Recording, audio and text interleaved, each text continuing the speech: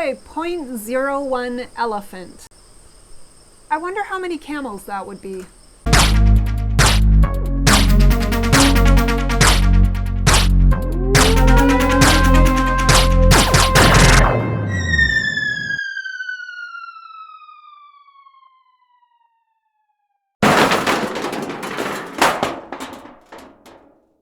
Hey everyone, my name is Joe and I'm the Kosher Ninja. We're planning and preparing my bucket list adventure, which is to hike through Israel from one end to the other along the Israel National Trail, or Shvil Israel, later this year.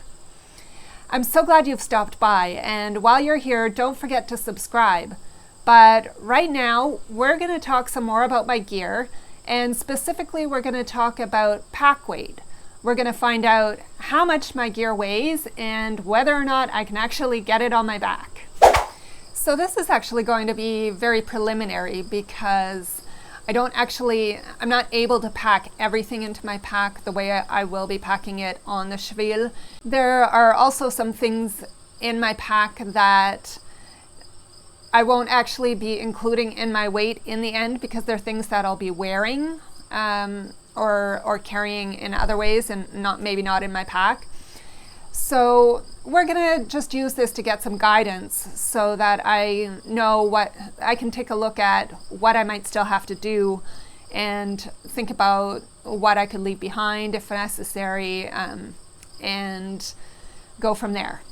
So a couple of years ago when I first started thinking about this adventure, the scariest part obviously was about how much stuff I would have to carry and whether I'd even be able to do it. I had just finished a year of physiotherapy for some really excruciating back pain that I've already told you about. And so this was a really important question for me. I did a bunch of research at the time, and the big thing that came out of that research for me was that you shouldn't carry more than 30% of your body weight. That's sort of a general guideline. It really depends on the circumstances. If you think of a firefighter carrying a person out of a burning building, they're probably carrying possibly even 100% or 150% of their body weight. But that's only for, maybe 50 to 100 meters or something like that, hopefully. And so you really have to look at the circumstances. And the 30% of your body weight is really a general rule, and there's a lot of other things that go into that. And I think it's a little bit simplistic to just use a percentage of body weight, but it does provide a good guideline. It's hard to talk about pack weight for so many reasons because people are different sizes, you might be going different distances, people of the same size might be stronger than another. There are so many different issues, and in backpacking there's the additional variable of the fact that there's a lot of things in your pack that are going to change. Your food, your water, possibly your fuel are going to change over time as you go from a resupply point to the next resupply point. So there's a couple of different ways to measure this. You can measure it in absolute weight, which doesn't account for people's relative body sizes, or you can measure it in proportion to body size, like the 30% pack weight or 20% pack weight, which a lot of people will talk about. But that doesn't account for the fact that there's certain gear that you have to bring, and some people are smaller, and therefore that basic gear is going to weigh a lot more in terms of their body weight. So it's pretty near impossible to lay down a specific rule that everybody can follow and this is how much you should carry. But there are some guidelines.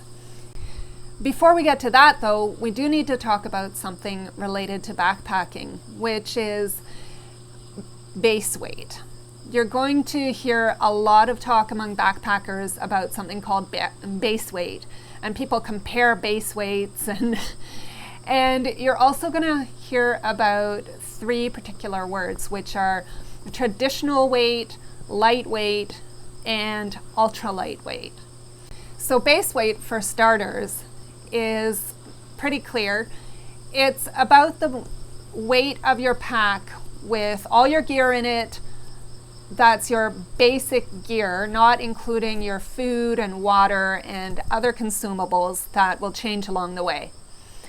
So this would include the weight of your pack, your sleeping bag, your clothes, any electronics and other stuff that you're taking.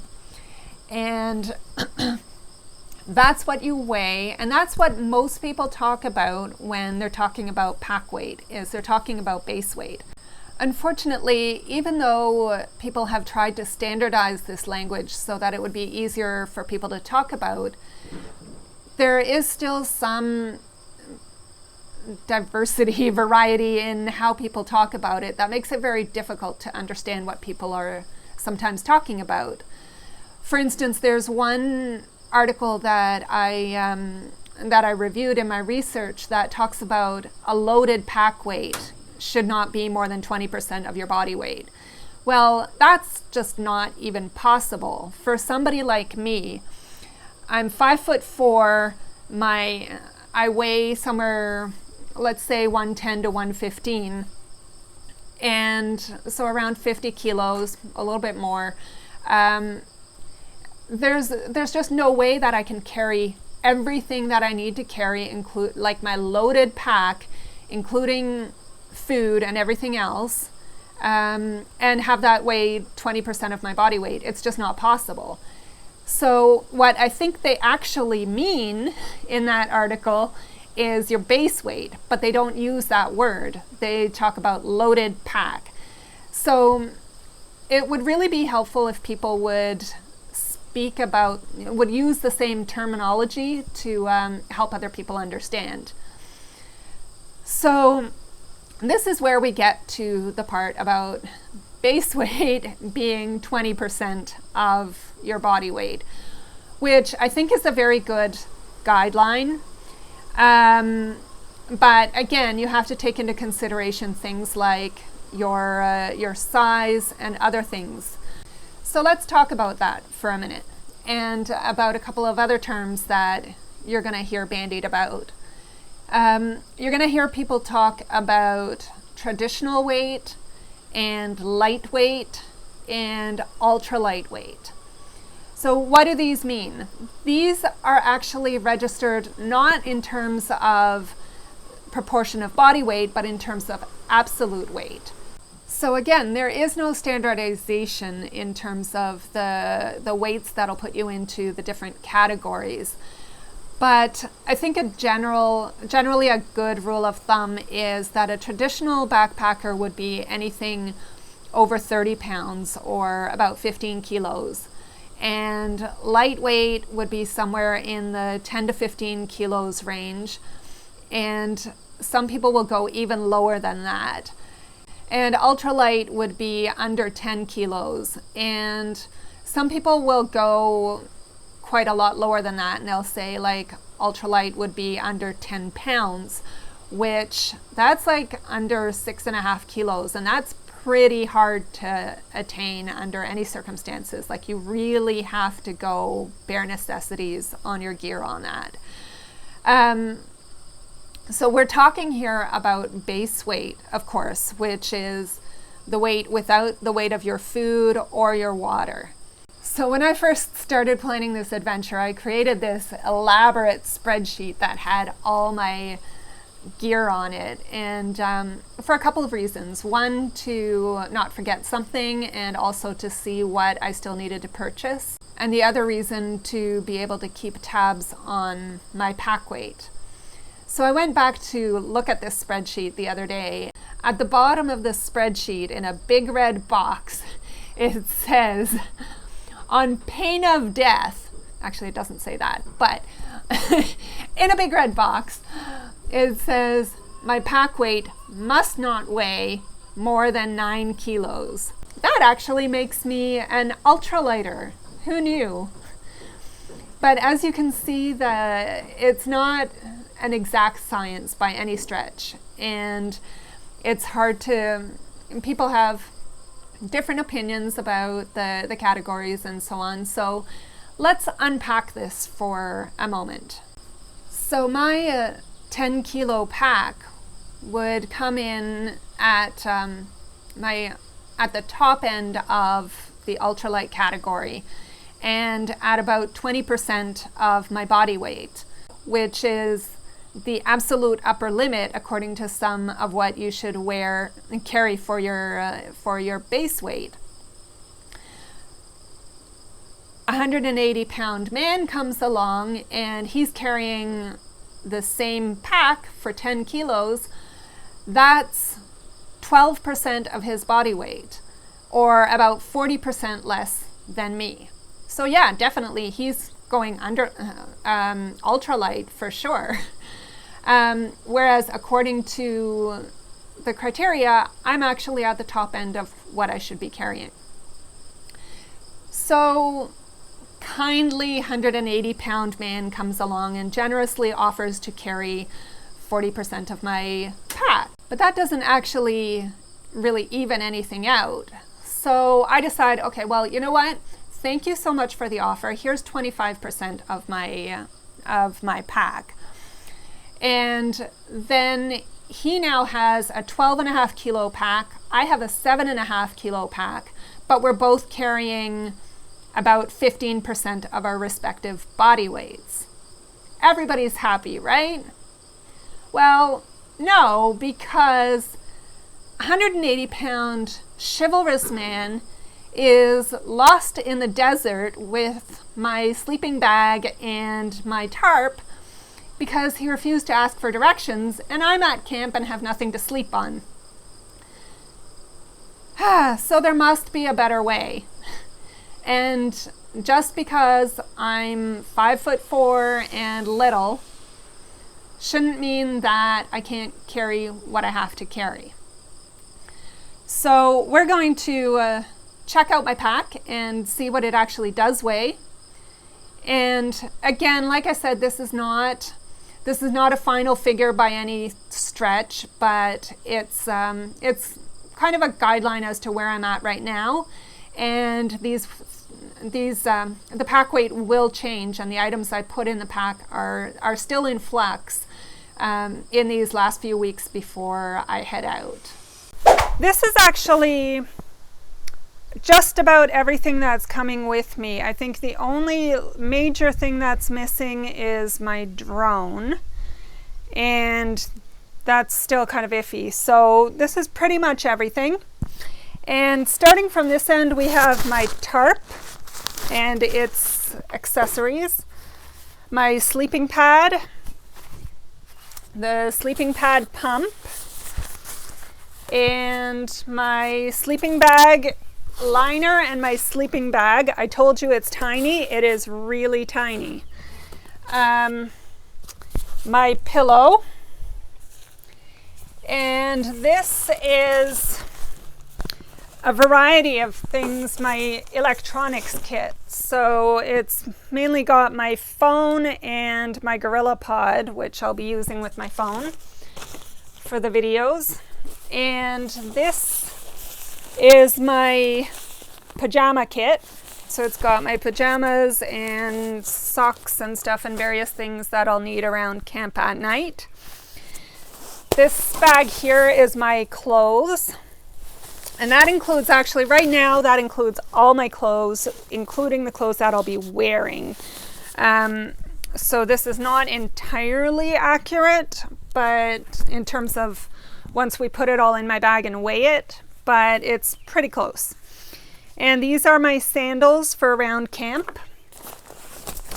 My underwear and dirty laundry bag. And this one is my personal accessories like comb and personal care stuff, comb and that kind of stuff. Toilet bag, my puffy jacket for around camp at night, journal for taking notes along the way, and my kitchen. So still trying to decide if I'm going to bring the bowl and the cup, but but we'll see about that. So it's got my spork and a bottle for olive oil, my platypus water bladder for inside my pack, and my little individual water bottles. And this is my utility bag, so it's got things like my Swiss Army knife in it, matches, that kind of stuff that I'll need around camp. And this is my emergency kit, so first aid kit. There's too much stuff in here. I have to take some of this stuff out. And we're going to pack all that in my bag right now. And I've never done this before, so we'll see if everything will fit. Starting with my sleeping bag. So I'm putting all my sleeping kit down in the bottom, and as I showed you before, there's this bottom opening, which is really handy for that. So sleep clothes, pillow, shelter is not going to fit down here. Okay, we might have to rethink that. Sleeping pad, pad pump, and bag liner. So that all more or less fits in the bottom. And then we're going to put the tarp that didn't fit in the bottom will go here in the middle part section with my clothes. Clothes first.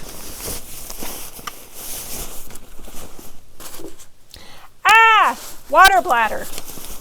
Okay. Water bladder goes in first. And I just realized that even though I'm not expecting it to rain or to have problems with water in that respect, I am going to have to get a bag of some sort to protect my gear from getting wet, just in case the water bottles or the bladder springs a leak. So that's another item that I have to think about.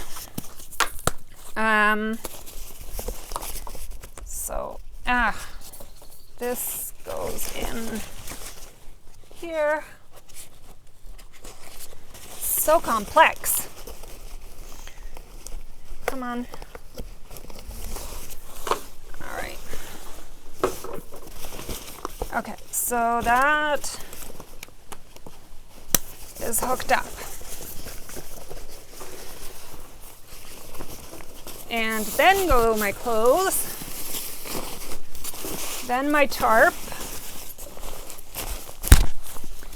that bag, whatever it was, and my sandals,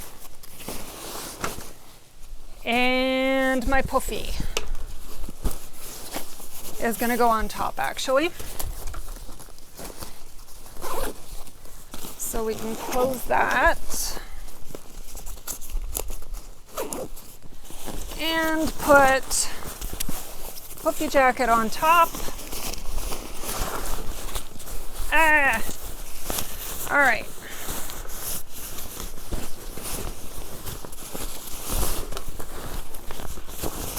Electronics gear.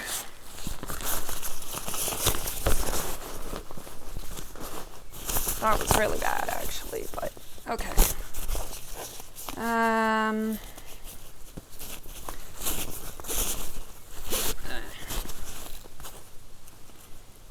then this is way too complicated for me.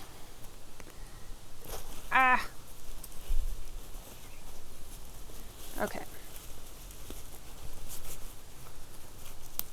This part, I don't know how to do that. I'll have to figure it out later. Okay, the rest of this goes in the brain. So, water bottles.